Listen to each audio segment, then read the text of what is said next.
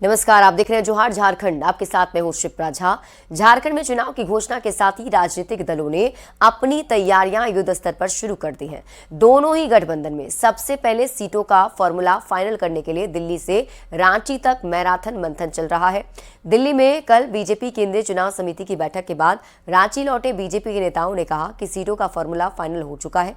प्रदेश नेतृत्व ने अपनी सभी बातें सामने रख दी हैं और अब 1 से 2 दिन में सीटों का बंटवारा हो जाएगा, जिसके बाद लोकतंत्र के इस दंगल के योद्धाओं के नाम भी घोषित कर दिए जाएंगे।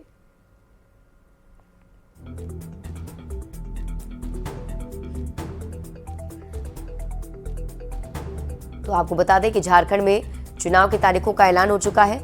जैसे कि हमने आपको बताया था, 13 और 20 नवंबर को वोट डाले जाने हैं, 23 को काउंटिंग होगी। अब केंद्र को निर्णय करना है। केंद्र जब निर्णय कर लेगी अंतिम रूप से, तो अधिकृत रूप से आप सब लोगों को वहीं से सूचनाएं आ जाएगी। सब कुछ हम सबको जो कुछ भी यहाँ से लेकर के हम लोग गए थे, केंद्र को हम सब ने पहुँचा दिया है और केंद्र उन सारी चीज़ों को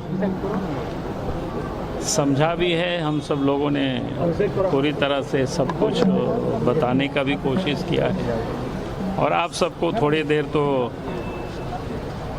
हो सके 1-2 दिन और इंतज़ार करना पड़े शुभ समाचार के लिए। बहुत बहुत धन्यवाद। देखिए, सीईसी की बैठक थी और बैठक में चुनाव की घोषणा के बाद उम्मीदवारों पे ही विचार किया जाता है। थोड़ी देर इंतज़ार करिए, कौन हमारा प्रत्याशी किस जगह से इस भ्रष्टाचारी सरकार को उखाड़ फेंकने के लिए जनता जनार्दन के मैदान में होगा, वो आपको अपने ऑफिशियली पता चल जाएगा। कब कितना इंतजार कर रहे हैं? पहले ही हम लोगों ने कहा है कि चुनाव की घोषणा के 48 घंटे के अंदर हमारे प्रत्याशियों की सूची सार्वजनिक कर दी जाएगी। अच्छा, सीट शेयरिंग क्या क्या फॉर्मूला रहेगा? सारे ऑफिशियल्स घोषणा आपको बहुत जल्द मिल जाएगा। एनडीए इंटैक्ट होकर के इस भ्रष्टाचारी सरकार को उखाड़ फेंकने के लिए लड़ेगी। तो बीजेपी की ओर से दावा किया गया कि एनडीए में सीटों का फॉर्मूला फाइनल हो चुका है और ऐसे में 48 घंटे के अंदर बीजेपी प्रत्याशियों की पहली सूची जारी भी कर सकती है। लेकिन वो फॉर्मूला क्या है, इस पर अभी कोई खुलकर नहीं बोल रहा।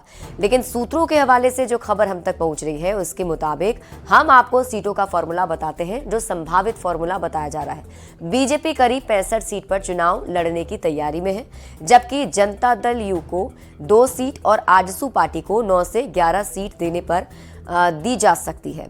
1-2 सीटों के संशोधन की संभावना बनी हुई है। सीईसी की बैठक में 50 सीटों के लिए उम्मीदवारों के नामों पर भी चर्चा की गई है। तो सूत्रों के मुताबिक ही सही, आजसू के खाते में 9 से 11 सीट जा सकती है। ऐसे में वो कौन कौन सी सीट है जिस पर आजसू चुनाव लड़ सकता है, वो भी हम आपको एक एक करके बताते हैं। जो संभावित 11 सीटें बताई जा रही हैं जिस पर आजसू अपने कैंडिडेट उतार सकता है। सबसे पहली सीट है सिल्ली की। जुगसलाई, गोमिया, रामगढ़, लोहरदगा, पाकुड़, ईचागढ़, मांडू, डुमरी, मनोहरपुर और टुंडी, ये वो सीटें हैं जिस पर हो सकता है कि आजसू यहां से अपना उम्मीदवार उतारे, जो आजसू के खाते में जा सकती है और पार्टी के अध्यक्ष सुदेश महतो खुद सिल्ली या फिर टुंडी से चुनाव लड़ सकते हैं।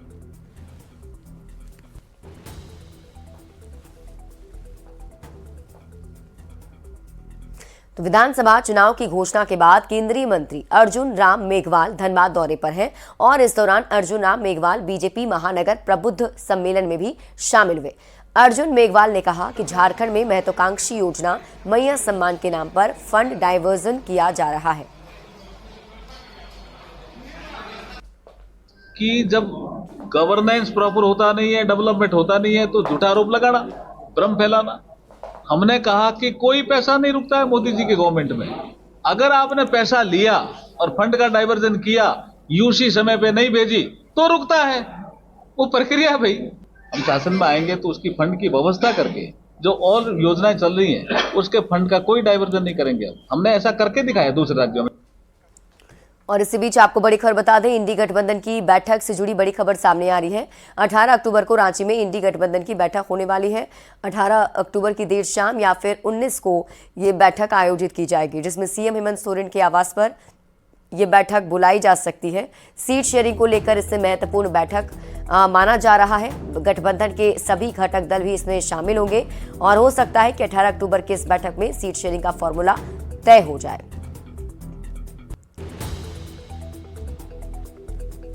तो बड़ी खबर आपको बता रहे हैं। देखिए, लगातार इंडी गठबंधन की तरफ से भी बैठकों का सिलसिला जारी है और सीट फॉर्मूला जो निकालने की कोशिश है वो की जा रही है।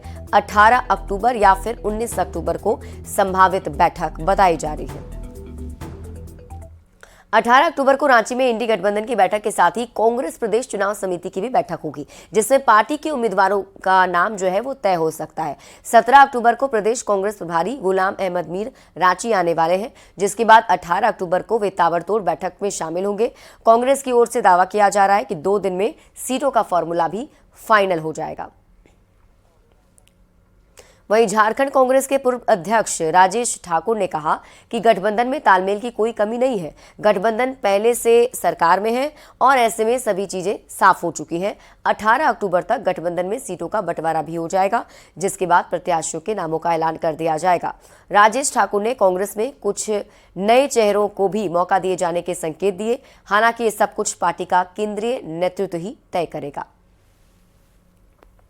जल्द आपके सामने चीज़ें स्पष्ट हो जाएंगी। 18 तारीख से नामांकन की तिथि चालू हो रही है। उससे पहले हम लोग सीट शेयरिंग की घोषणा भी करेंगे और साथ ही साथ उम्मीदवारों की घोषणा 18 तारीख को हमारी पीईसी की बैठक होने जा रही है। उसमें चर्चा करके फिर जो हम लोग आला कमान को सौंपेंगे तो नेतृत्व उस पर फैसला लेगा और हम समझते हैं सही समय पर सही सारी चीज़ें आपके सामने हों।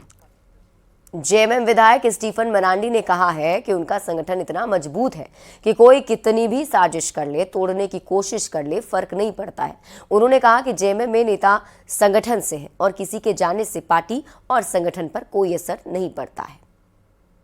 संगठन के मामले में हम इतने मजबूत हैं कि चाहे कितनों बड़े नेता आ जाए, कहीं भी टूट नहीं सका, तोड़ नहीं सका लोगों को, और हम उसी तरह से आज बने हुए हैं।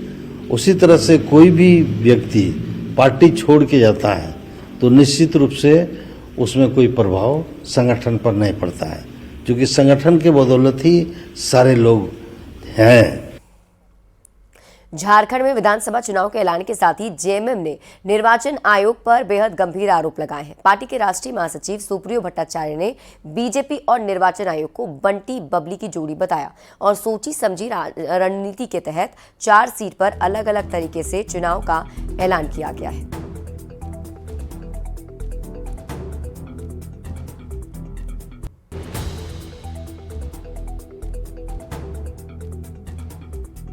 भाजपा और ईसीआई नया बंटी और बबली है।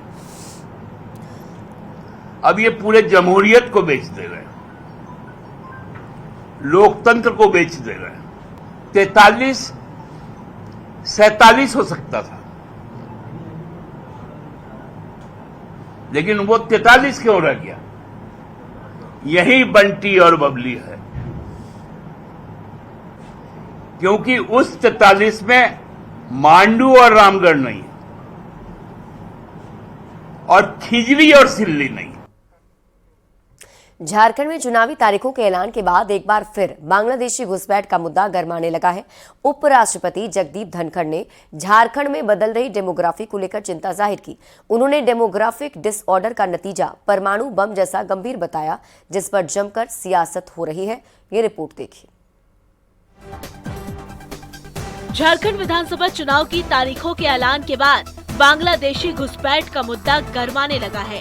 संथाल इलाके में बदलती डेमोग्राफी को लेकर तब और चर्चा तेज हो गई जब आरएसएस के सर संघचालक मोहन भागवत के स्वर में स्वर मिलाते हुए उपराष्ट्रपति ने झारखंड में बदल रही डेमोग्राफी को लेकर चिंता जाहिर की और कहा कि डेमोग्राफिक डिसऑर्डर का नतीजा परमाणु बम से कम गंभीर नहीं है। Demographic disorder is no less severe in consequences than even a nuclear bomb. Rajasthan में जयपुर के बिरला ऑडिटोरियम में एक कार्यक्रम को संबोधित करते हुए उपराष्ट्रपति ने बढ़ रहे बांग्लादेशी घुसपैठ को खतरा बताया। उन्होंने कहा कि डेमोग्राफी बदलाव का एक पैटर्न है। ये हमारे सिद्धांतों को चुनौती देता है, सांस्कृतिक विरासत के लिए चुनौती है, हमारे लोकतंत्र के लिए चुनौती है। और अगर इस चुनौती पर ध्यान नहीं दिया गया तो ये अस्तित्व की चुनौती बन जाएगी। डेमोग्राफिक डिसलोकेशन कुछ क्षेत्रों को राजनीतिक किले में बदल रही है, जहां चुनावों का कोई मतलब नहीं है। उपराष्ट्रपति के बयान पर झारखंड में खूब सियासत भी हो रही है। बीजेपी ने जगदीप धनखड़ के बयान का समर्थन करते हुए बांग्लादेशी घुसपैठ को सबसे बड़ा खतरा बताया, जबकि जेएमएम ने चुनाव प्रभावित करने के लिए बीजेपी की साजिश करार दिया। बांग्लादेशी घुसपैठ जिस तरीके से संथाल परगना झारखंड में घुसकर कई प्रकार के आपराधिक कृत्यों में संलग्न है, कई प्रमाण मिले हैं। सबसे पहले तो मैं जगदीप धनखड़ जी को नहीं जानता कौन है ये व्यक्ति, और जब जब चुनाव आएगा, जब जब इलेक्शन आएगा, ये लोग कुछ न कुछ विस्फोट करते हैं। अगर उस शीर्ष से ये बयान अगर आता है तो हम समझते हैं कि झारखंड के चुनाव को प्रभावित करने की भारतीय जनता पार्टी की एक कोशिश है। एक और बदलती डेमोग्राफी को उपराष्ट्रपति राष्ट्र के अस्तित्व के लिए खतरा बता रहे हैं, लोगों को अलर्ट कर रहे हैं, तो दूसरी ओर इसे राजनीतिक साजिश बताया जा रहा है। अब ये देखना होगा कि झारखंड चुनाव में उपराष्ट्रपति के इस बयान का क्या कुछ असर दिखता है। रांची संवाददाता गौरव झा के साथ ब्यूरो रिपोर्ट, न्यूज़ 18। तो झारखंड विधानसभा चुनाव का बिगुल बज चुका है। अब ऐसे में रांची के हटिया विधानसभा क्षेत्र के मतदाताओं में भी चुनाव को लेकर उत्साह साफ नजर आ रहा है। हटिया विधानसभा क्षेत्र के धुर्बा में जब न्यूज़ 18 की टीम ने कुछ आम लोगों से बात की तो सीएम के चेहरे, पसंद और नापसंद पर दिलचस्प राय सामने आई है। आप भी देखिए। झारखंड में विधानसभा चुनाव की घोषणा हो चुकी है। आम आदमी के मन में ये सवाल है कि वास्तव में सरकार बनेगी तो किसकी, मुख्यमंत्री बनेगा तो कौन। तमाम सवाल जेहन में है। हम तमाम सवाल के जवाब को टटोलने की कोशिश करेंगे। हम इस समय राजधानी रांची के पुराना विधानसभा चौक पर हैं और देख सकते हैं कि आम लोग हर चौक चौराहों पर जो चर्चा है वो विधानसभा चुनाव की चर्चा है। क्या दादा, चुनाव को लेकर कितना तैयार हैं? तैयार हैं सर। अपने मतदान को लेकर तैयार हैं? तैयार है। तैयार है। तो क्या लगता है कि मुख्यमंत्री कौन बनेंगे?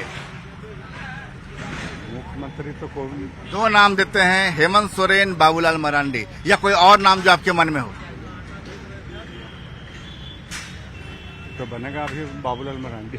बाबूलाल मरांडी। देखिए, अपनी अपनी पसंद, अपने अपना भरोसा, अपना अपना नाम। क्या क्या करते हैं? नाम क्या है? जितेंद्र कुमार है सर। जितेंद्र भैया, क्या लग रहा है चुनाव के माहौल में? क्या लग रहा है, कौन मजबूत सरकार दे सकता है? यही लग रहा है भाजपा का ही होगा। हाँ जी। ऐसा क्यों भाई? अभी वर्तमान सरकार भी तो इतनी सारी योजना लेकर आई। योजना से सर कैसे बोला जाए, मगर यहाँ बहुत सारे लोग आते हैं तो बातचीत करते रहते हैं, तो मैं तो सुनता हूँ कि ये सरकार इसकी आनी चाहिए। क्या दादा, क्या नाम हुआ आपका? महावीर सिंह। महावीर जी, ये बताइए, चुनाव को लेकर के भरोसा किस पार्टी में देख रहे हैं? चंपाई सोरेन पास। चंपाई सोरेन में? जी हाँ। तो चंपाई सोरेन तो चले गए हैं, अब तो जेएमएम छोड़ के बीजेपी में। हाँ, तो उसी को तो बनना चाहिए। जो युवाओं के लिए काम करे, यहाँ के आम जनमानस के लिए काम करे, उसी पर युवाओं का, यहाँ के आम जनमानस का भरोसा होगा। क्योंकि हमने ये सरकार को देखा है, जब से ये सरकार आई है तब से लेकर के आज तक ये युवा विरोधी, यहाँ के आम जनमानस का बारे ना सोचने वाली सरकार रही है। क्या लग रहा है चुनाव को लेकर? चुनाव को लेकर क्या लगेगा, इस पर भाजपा जीत रही है। हाँ, कन्फर्म जीत रही है, सरकार भाजपा की बन रही है। हाँ, सरकार भाजपा की बनेगी। भाजपा का लंबा सोच जनता को हमेशा प्रभावित किया है। एक इनका कार्य एक दूगो है, जो मैया योजना और बिजली बिल, वो बहुत बड़ा असर बाजार में छोड़ा है। ये लेकर जो कोर वोटर हैं किसी भी पार्टी के, वो भी डगमगा रहे हैं। क्या बात है। देखिए, बड़ी बात कर रहे हैं कि योजनाओं ने कोर वोटर को भी हिला दिया है। क्या बात बोल रहे हैं दादा? इधर इधर ही बात हो रहा है, एक आदमी का नहीं, भाजपा खरीदा नहीं है, लड़ना नहीं है, लड़ना नहीं है, अपनी अपनी पसंद, अपनी अपनी बात, भावनाओं पर किसी का नहीं, बारे आए भावनाओं पर किसी का नियंत्रण नहीं है। हर व्यक्ति बोला जाए, खुल के बोला जाए। ना खुल के क्या। देखिए, गवर्नमेंट की जो अच्छी कार्य है उसका तो सराहना जनता करेगी। किन्हीं को मुख्यमंत्री हेमंत सोरेन पसंद है, कहीं बाबूलाल मरांडी पसंद है। ऐसे में जैसे जैसे चुनाव को लेकर माहौल बदलेगा तो मिजाज भी बदलेगा। कैमरामैन संत के साथ संजय कुमार सिन्हा, न्यूज़ 18 रांची। गुमला के दिरगांव पंचायत के ग्रामीण आजादी के 78 साल बाद भी विकास के अभाव में जी रहे हैं। बिशुनपुर विधानसभा के इस गांव में मूलभूत सुविधाओं की कमी है, जिससे हजारों लोगों को कठिनाइयों का सामना करना पड़ रहा है। लोगों का कहना है कि स्थानीय विधायक चमरा लिंडा के किए गए चुनावी वादे अभी तक पूरे नहीं हुए, जिसके कारण ग्रामीणों में उनके प्रति आक्रोश भी है। कि मतलब बटे एम्बुलेंस कर मतलब रोड कर कोई चीज़ कर हम इनके व्यवस्था न खे, जैसे कि हम इनके मतलब डिलीवरी में रही तो हम इनके ले जाए ना तो हम इनका आधे रास्ता में मतलब ठीक हो जाइला, वो चीज़ कर हम इनके कोई मोर भी जाए ना। रोड है ना, कोई चिकित्सा कोई डॉक्टर है ना, कोई नर्स है ना, कुछ ही है। इस जगह हम इन जगह जितना भी अधिकारी है ना पुलिस आवेला ना प्रशासन आवेला ना जाटी पार्टी आवेला, आबो करे तो कोई किस बोले उन्हें भटकाए दे ना, नशा खोड़ी जगह देख के सबके भटकाए दे ना। और स्कूल चाहिए हम इनके दरगाह पंचायत ले सरकार तो बोला न सुविधा नहीं देता खलका रहे, हम रास्ता जाम करते, रास्ता जाम करबे निकलते हैं इनके देवे निकल क्या। झारखंड विधानसभा चुनाव को लेकर सीएम हेमंत सोरेन की पत्नी और जेएमएम विधायक कल्पना सोरेन का एक बड़ा बयान सामने आया। कल्पना सोरेन ने कहा कि ये चुनाव झारखंड और झारखंडियत को बचाने का है। कल्पना सोरेन ने कहा कि इस चुनाव में एक ओर धनबल के सहारे सत्ता का सपना देखने वाले हैं, तो दूसरी ओर हम हैं जो झारखंड के लोगों के अधिकार, सम्मान और भविष्य के लिए लड़ रहे हैं। चुनाव की रणभेरी बज चुकी है। हाँ, रणभेरी। इस बार का चुनाव झारखंड एवं झारखंडियत को बचाने का रण है। एक तरफ जहां धन बल के ताकत पर जीतने का सपना लिए लोग हैं, तो दूसरी तरफ झारखंड के लोगों के अधिकार एवं सम्मान के लिए लगातार काम कर रहे हम लोग। झारखंड ही वह राज्य है जहां पिछली बार भी इनके विजय रथ को आप सभी ने रोका था। झारखंड के राज्यपाल संतोष गंगवार धनबाद पहुंचे और उन्होंने एक निजी अस्पताल का उद्घाटन किया। उद्घाटन समारोह में डीसी, एसएसपी और कई नेता भी शामिल थे। इस दौरान राज्यपाल ने स्कूली बच्चों से भी मुलाकात की और उन्हें अनुशासन का पाठ पढ़ाया। डॉक्टर संतोष कुमार श्री संतोष कुमार गंगवार साहब, महामहिम राज्यपाल झारखंड ने बहुत ही अपना कीमती समय दे करके और इसके उद्घाटन के लिए उन्होंने अपना समय दिया और आज आप लोगों के सामने पधारे। हम लोग उनके बहुत बहुत शुक्रगुजार हैं और उनके आशीर्वाद से ये हॉस्पिटल आगे बढ़े। बहुत अच्छा लगा। संतोष सर तो बहुत अच्छे गवर्नर है झारखंड के, बस थोड़ा सा इम्प्रूवमेंट समय चाहिए, वो तो ऑफ कोर्स मिलेगा ही, इतने अच्छे गवर्नर। एंड हम लोग ये डिसिप्लिन के भी बारे में बात किए थे sir. Deoghar civil surgeon doctor Ranjan Singh को एसीबी की टीम ने घूस लेते रंगे हाथ गिरफ्तार कर लिया है। एसीबी डॉक्टर रंजन सिंह को गिरफ्तार कर दुमका ले गई है। जानकारी के मुताबिक रंजन सिंह को 70,000 रुपए घूस लेते गिरफ्तार किया गया। मोहम्मद महफूज आलम ने बताया कि उन्होंने 2020 में बंगाल नर्सिंग होम की शुरुआत की थी और नर्सिंग होम के प्रोविजनल प्रमाण पत्र के नवीनीकरण के लिए आवेदन किया था और इसको लेकर सिविल सर्जन ने 1.5 लाख रुपए की रिश्वत मांगी थी। खबर धनबाद के महुदा थाना क्षेत्र से आपको बताते हैं, जहां बीजेपी नेता और कांड्रा पंचायत के मुखिया धनेश्वर महतो के आवास में दर्जनों हथियार से लैस नकाबपोश अपराधी ने धावा बोल दिया। अपराधी ने पहले घर के बुजुर्ग की पिटाई की। मौका लगते ही धनेश्वर महतो ने पुलिस को मामले की सूचना दी, लेकिन पुलिस के पहुंचने से पहले ही आरोपी फरार हो चुके थे। हालांकि पूरा मामला सीसीटीवी कैमरे में कैद हो चुका है और इस मामले पर सांसद ढुल्लू महतो ने कहा कि राज्य में विधि व्यवस्था खराब है। 1 बजे के आसपास में नकाबपोश अपराधी के द्वारा जो है मेरा घर का मेन गेट जो है तोड़ के अंदर घुस के जो है मतलब बड़ा घटना अंजाम देने का प्रयास किया गया, परंतु तत्परता के साथ तुरंत हम स्थानीय पुलिस को फ़ोन किए, अगल बगल के लोगों को फ़ोन किए। पुलिस भी जो है 10 से 15 मिनट के अंदर पहुंच गई, जिसके कारण हम लोग जो है बड़ा हमारे घर में बड़ा घटना घटने से जो है बच गए। ये कहना चाहेंगे कि सुरक्षा की व्यवस्था प्रशासन करे। कि जो हमारे पार्टी के महामंत्री धनेश्वर महतो जी हैं, जिनके यहाँ दर्जनों की संख्या में लोग डकैती करने के लिए घुसे थे, इनकी जान की सुरक्षा का व्यवस्था करना चाहिए और सरकार को जिम्मेवारी लेना चाहिए कि सरकार अब तो आचार संहिता लग गया, जिला प्रशासन को जिम्मेवारी लेना चाहिए और इस तरह का जमशेदपुर के बिष्टुपुर थाना पुलिस को बड़ी सफलता हाथ लगी है, जहां पुलिस ने एक युवक की हत्या मामले का खुलासा किया। युवक की हत्या मामले में पुलिस ने 8 लोगों को गिरफ्तार किया है। पुलिस ने आरोपियों से 2 बाइक, 2 स्कूटी, हत्या में इस्तेमाल चाकू और अन्य सामान बरामद किए हैं। सड़क पे जो कहा सुनी हुई, उसके बाद इन लड़कों के द्वारा उसकी एक तरीके से हत्या की गई चाकू मार करके, और इसमें सीसीटीवी फुटेजेस हम लोगों को मिले और ये लड़के वहीं पास की ही बस्ती के रहने वाले थे। तो इस मामले में 8 अपराध कर्मियों की गिरफ्तारी हुई है। जो चाकू इसमें प्रयुक्त हुआ था उसे भी बरामद किया गया है।